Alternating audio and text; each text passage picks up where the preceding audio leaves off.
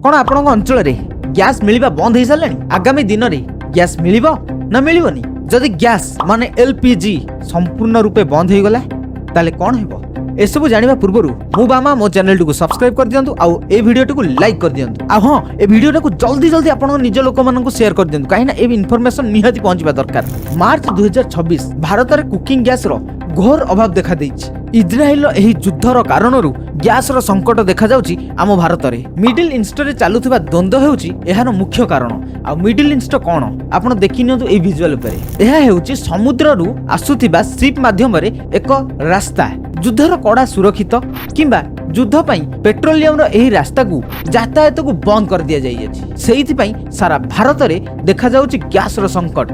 भारत रु 90% LPG gas सही बाटो देकी आसे किंतु वर्तमान सही बाटो बंद हेबा फल रे भारत सहुछि एहार बहुत बड़ क्षति।